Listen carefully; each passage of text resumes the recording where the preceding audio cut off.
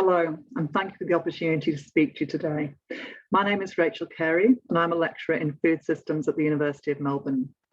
The question that I want to address in my presentation is how can we enhance food and nutrition security in cities during times of crises by building the resilience of city-region food systems? In other words, how can we build the resilience of city food systems to shocks and stresses by strengthening the links between cities and the peri-urban areas of food production that surround them? I'm going to explore this question by looking at a case study of Melbourne in Southeast Australia, drawing on a project I lead called the Foodprint Melbourne project, which is funded by the Lord Mayor's Charitable Foundation. The new urban agenda emphasises the need to plan urban development in a way that promotes food and nutrition security. It also emphasises that to do this, we need to adopt a holistic or whole-of-government policy approach that includes actions needed across multiple policy domains such as agriculture, water, waste and land use planning. So I also want to explore here how we can use policy co-design processes to develop a holistic whole-of-government approach to promoting sustainable, resilient, healthy and equitable city-region food systems. I want to begin by looking at the concept of the city-region food system. The development of the city-region food system approach is being led by the Food and Agriculture Organization of the United Nations. A city-region food system includes the city and the food-producing areas and natural resources in the city's hinterland or peri-urban area. A key underlying principle is the idea that there are multiple benefits for food security, livelihoods, health, and sustainable management of natural resources if the links between the city and its peri-urban area are strengthened. So the concept focuses attention on the role of peri-urban areas in feeding cities, and how increasing the links between cities and food producers in peri-urban areas can increase the resilience of food supplies in the event of disruption due to shocks and stresses. The shaded area in blue on this map is Melbourne's city-region food system, which extends in a radius of around 100 kilometres from the city centre. Melbourne is a city of around 5 million people in the state of Victoria in Southeast Australia. It has a highly productive peri-urban region that's particularly important for fruit and vegetable production. The peri-urban region produces around half of the vegetables grown in the state of Victoria, as well as a wide variety of other foods. In 2015, the region could produce enough food to meet around 40% of the total food needs of metropolitan Melbourne, and over 80% of metropolitan Melbourne's demand for vegetables. So Melbourne's peri-urban region is important to a fresh, healthy food supply for the city, but food production in this region is at risk from rapid urbanisation. Melbourne's population is predicted to grow from 5 million people today to between 8 and 12 million people by 2066. And the city's rapid growth is displacing farmland, particularly for horticultural production. Food production in the region is also at risk from climate change. Melbourne is in a warming and drying region. The temperature in the state of Victoria has increased by 1 degree Celsius since 1910, and annual rainfall is decreasing.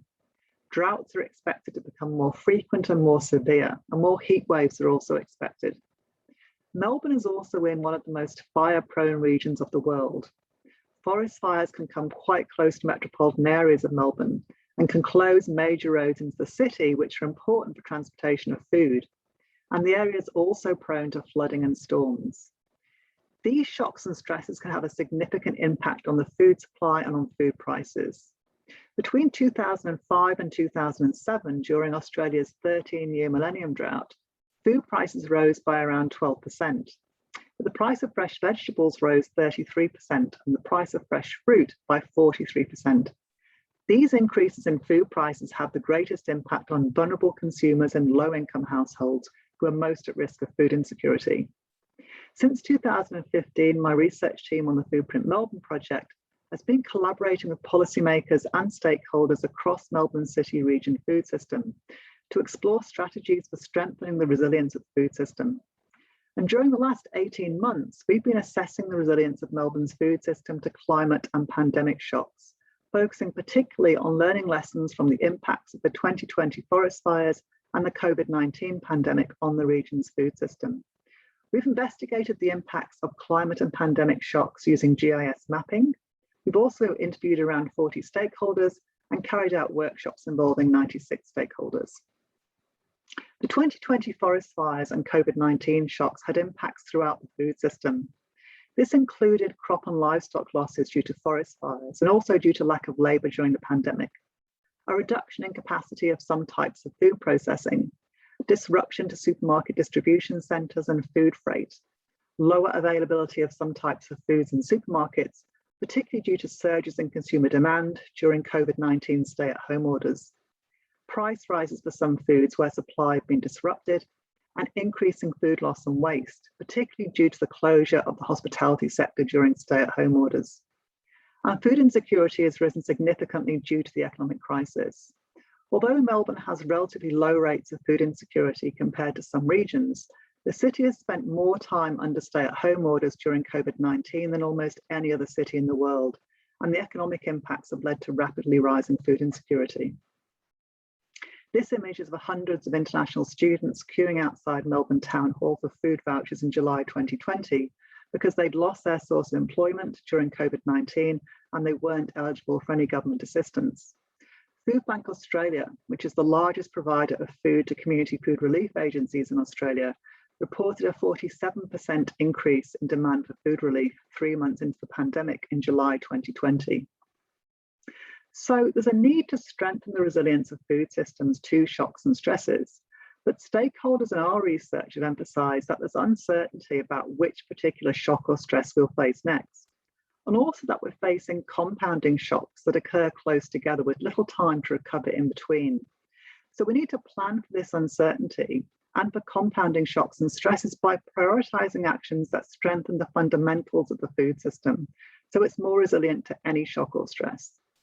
There's also many different dimensions to resilient food systems, and I want to highlight here just a few that are particularly relevant to strengthening urban, peri-urban links in city region food systems. Resilient food systems are likely to be diverse in the geographic locations that we source food from, so we're not relying on just one source and drawing on global, national and local sources of food. Diverse in the types and scales of food production and food enterprises, so we're not dependent on just a few enterprises for any one type of food. Large-scale enterprises often have more resources and can get back up and running quickly after a disaster, but smaller-scale enterprises can often be more nimble and flexible. So there's a role here for smaller-scale local food producers to make a valuable contribution to resilience. The pandemic has also highlighted the risk of having just a few centralised supermarket distribution centres and food processing facilities. Some of these facilities have closed down at times in Melbourne due to COVID-19 cases, or their capacity has been restricted by government to implement a COVID-safe work environment. Highly centralised food supply chains create risk in the context of COVID-19, and some of our interviewees suggested that we need to decentralise our food supply and have many more distribution centres and processing facilities to reduce this risk. So stronger links between city consumers and smaller scale local food producers and processors in the peri-urban areas of our cities can contribute to reducing this risk. Through the Foodprint Melbourne project at the University of Melbourne, we've been working with stakeholders to develop a vision for a more resilient city region food system, which focuses on strengthening the links between city and food producers and processors in the peri-urban areas. The term food bowl that you see here on this slide is a term that's often used in Australia to describe a region of food production. We've applied it here to Melbourne's peri-urban region. One of the most significant constraints on food production in Melbourne city region is water scarcity.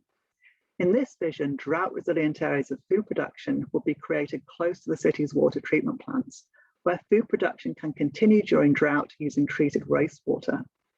Very little of the available wastewater from Melbourne's water treatment plants is currently used to produce food.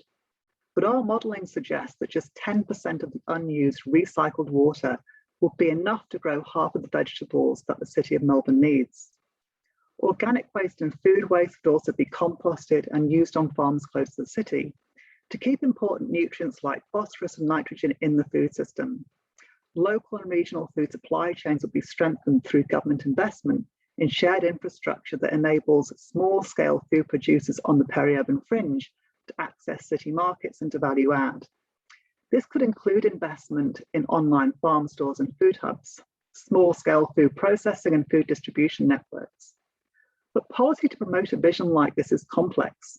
It crosses different levels of government and many different policy domains. So how can we develop policies that promote resilient, sustainable, healthy and equitable food systems and strong urban peri-urban linkages? In 2017 to 2018, we worked with stakeholders to co-develop a holistic whole-of-government approach to strengthen the resilience of the city's peri-urban region of food production. This isn't a government-endorsed policy document. It's the outcome of a research-led process to promote policy approaches that can strengthen the city region food system. This approach has 5 main pillars that focus on strengthening protection of peri-urban farmland, building strong regional food supply chains, increasing the use of recycled wastewater for food production, recycling nutrients from city waste back onto peri-urban farms, and promoting sustainable approaches to farming. This framework crosses multiple policy domains, including land use planning, economic development, water, waste and agriculture, and it involves recommendations for both state and local government. We're currently working with stakeholders to develop a second policy framework in the context of COVID-19 and climate shocks. This new framework focuses particularly on addressing rising food insecurity by grounding policy in a human right to food framework, connecting systems of emergency food relief to local food supply chains, and promoting sustainable livelihoods. We develop these holistic whole-of-government policy frameworks through collaborative policy co-design processes.